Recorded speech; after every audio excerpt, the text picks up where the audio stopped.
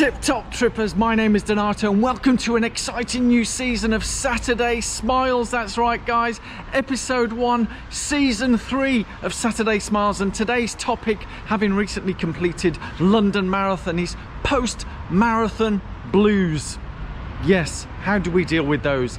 Leave it in the comments below how you deal with post-marathon blues. Yes guys, an exciting new season of Saturday Smiles. I know a lot of you have been waiting, when are we going to restart the new season? Here we are, it's Saturday morning and I'm just about to go to Parkrun, volunteer at the local Worcester Pitchcroft Parkrun. Last week I was at the Worcester Parkrun, people call it Worcester Woods, but today's Worcester. So yeah, leave in the comments below, how do you deal with post-marathon blues? Yeah, I'd love to hear from you because it's a real thing, yeah? And to be honest, it's not just about post-marathon. I'll go through all sorts of things that I do, and I'm doing it right now, yeah? If you're watching carefully.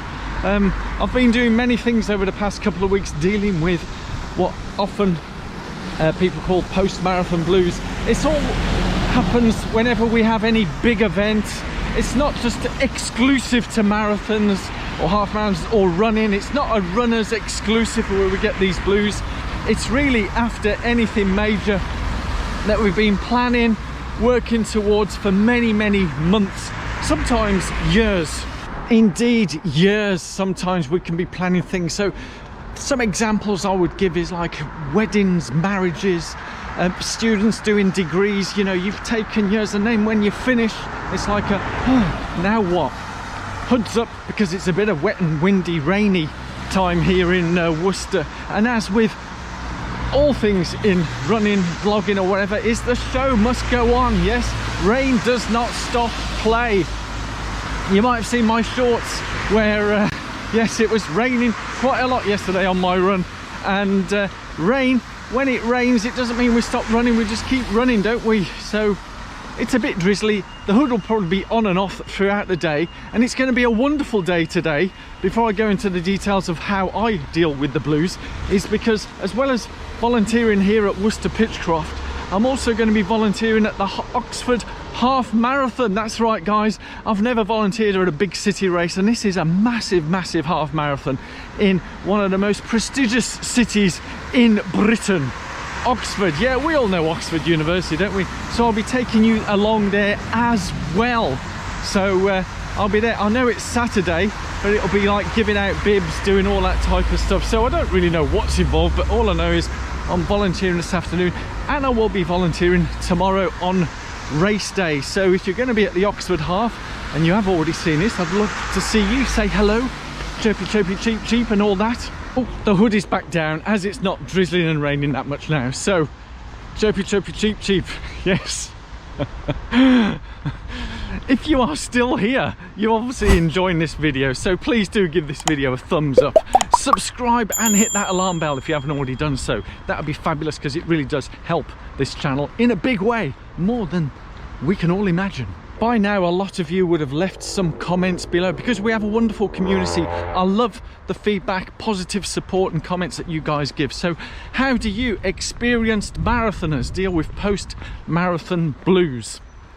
I'm going to go into some little tips and tricks that I've been doing without realizing it's, to me, it's almost become a habit, common sense type thing, but who knows whether it's good, bad or indifferent. Let's leave some comments below. And here we got some lovely runners. All right guys, so I'm going to go through with you 3 tips on what I do to help me ensure that if I am getting some marathon blues, that it helps overcome it. But more often than not is it doesn't happen, because I've got into such a habit now where I've got all these things working, and it's great. As you can see, I am pretty happy, motivated and enjoying life, yeah, despite what's been happening for the past 12 months. And hopefully these tips will help you as well, and read the comments below what others have been doing as well. So let's go do 3 tips. Tip number 1, have an event booked before your actual marathon day. Book an event that you're going to do after the marathon, whether it be 3 months after the marathon, 6 months, in a year's time. Just have an event booked. Yeah, I know it sounds simple, but it is that simple. It helps focus the mind of what we'll be doing afterwards, because sometimes the blues comes is what am I doing, what's the purpose of this? So by having an event booked, it focuses your mind immediately on that. For me, I have a 10k race in December, but before I even booked that before the marathon, I know that next year I've already got Berlin as a big race, and that may change, and I've got some other races already booked, and hopefully, fingers crossed, I get a GFA for London. So tip number one, have an event booked before that date of the marathon that you're racing. Yeah, and if you haven't got one booked now, book one now. Anything, whether it's a 5k, 10k, half marathon, just book it. Believe me, it really does help. Tip number two, and now this might sound a bit strange, yeah, but to help with marathon blues, I find doing absolutely zero running for a week, 2 weeks after the event really helps, because I've got into the mindset I'm not going to feel guilty of doing nothing. I'm enjoying, I've earned the rest. So for me, it's just eating, drinking and catching up with the people and places that I've not been able to do whilst doing the marathon training. So tip number two, do nothing and enjoy it. Number three, my final tip is, for me, I immerse myself with runners, with people, and this is what I'm doing right now. So for me, whilst I'm not running, I can still volunteer, I can still meet up with runners and go for coffees, drinks, chats. I just immerse myself with runners, and for me, volunteering at Parkrun helps so much to be with the community and other people, and it's fantastic. So for me, volunteering really helps, and immersing ourselves with other people and just chatting. And this is where the positive stuff with social media can really help as well, where you can connect with people online and just chat and share and keep in the flow.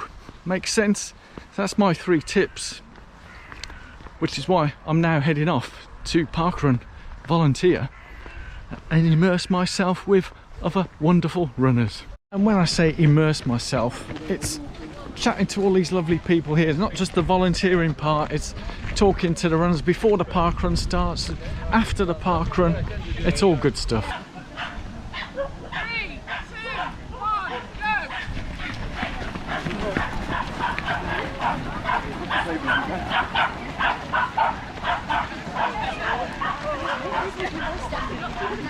I'm not in a rush.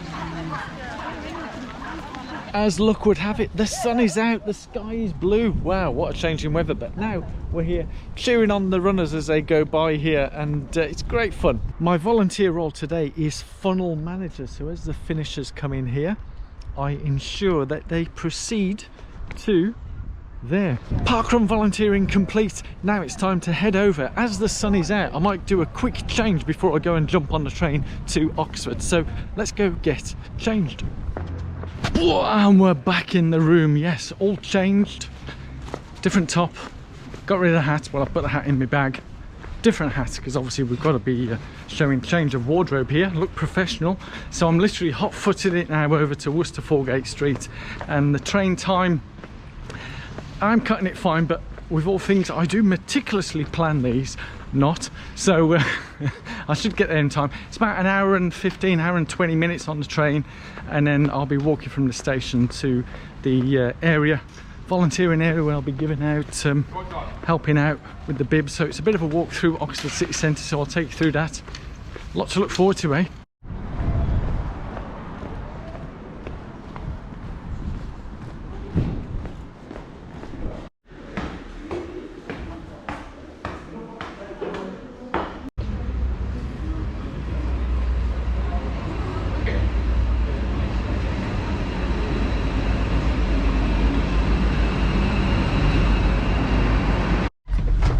On the train, the excitement. I do love a train journey. Anyway, an hour and 15, an hour and 20 minutes.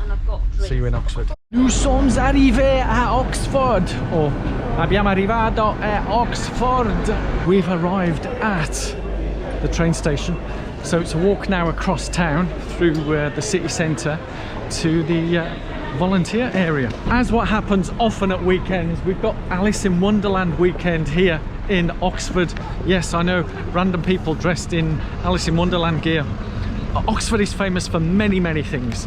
The university is one of its things. The spires of the city, and also, let's not forget, the 4-minute mile. Roger Bannister broke the 4-minute mile here in Oxford. Yes, I know, proper running city this is.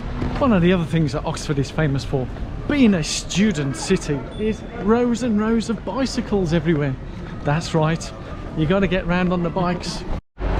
Great city centre tourism there, but I've just spotted a Wendy's over there, but I think I might pop in there later after the volunteering has been done, but I need to get there over shortly, so I'm making good progress. Gotta love the construction here, yeah, all very dark. Okay guys, I've just seen the first sighting of the start of the Oxford Half. Yes, there it is.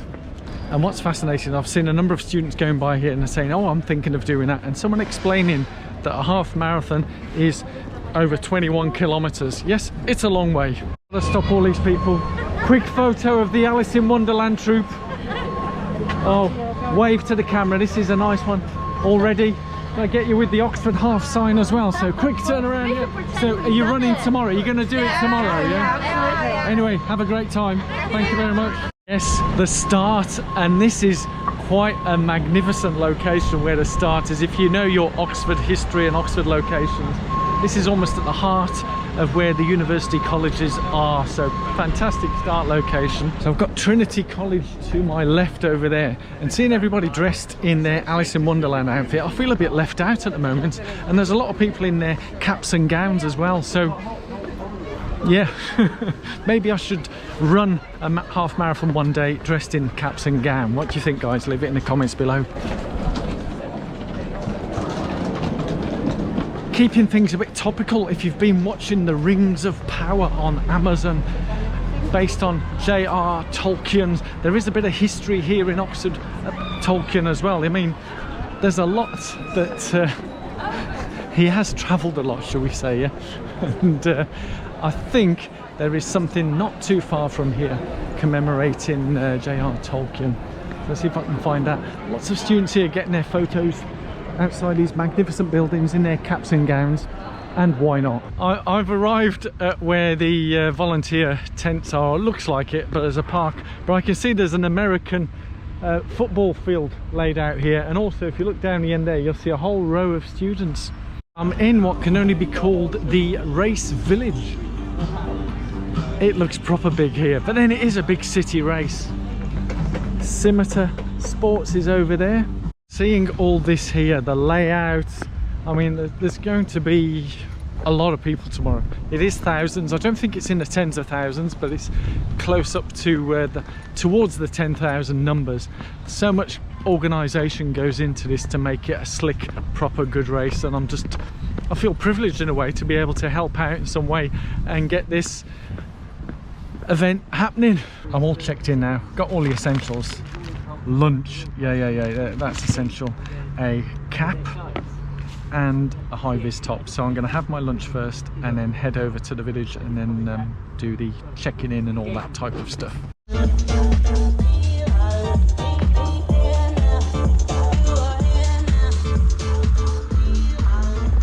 I'm all fully branded, and this is where I'll be working at the race number collection. So I'm going to go check in and start work. So this is where the bib collection was, where I've been working for the past 3 odd hours. So I'm now heading off to work at another area where we're going to be setting up the VIP area. I know I'm all done now with today's volunteering. It's been pretty epic. Right, I'm going to give you a quick little summary because I absolutely love this, and it's part of, as I was saying at the beginning of the video, you know, if you're getting some marathon blues, this is one of the ways I help to immerse myself in running without having to run, because having done the marathon, my body really doesn't need to be running. So I see the exit sign, let's head that way. It's been absolutely brilliant, loved it.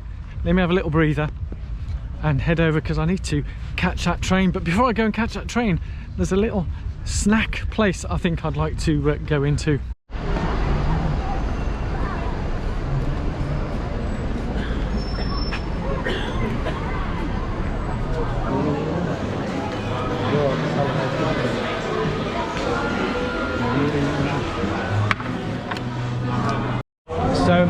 As you do. Can you guess where I am? Better hold up the branding. Wendy's, yep.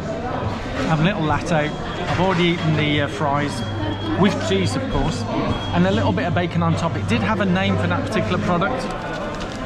No, it doesn't say what it is on here. This is just a credit card receipt. Anyway, had an interesting name. I might have to Google it and leave it in the comments or text. Yummy, just a little snack, because I have been eating through the afternoon. Little mini breaks, eating all the food, because they did look after us very well. Lots of food. So all I can say is what a fantastic day. Thoroughly enjoyed it in terms of all the volunteering, both at the Oxford Half and the Worcester Pitchcroft Parkrun.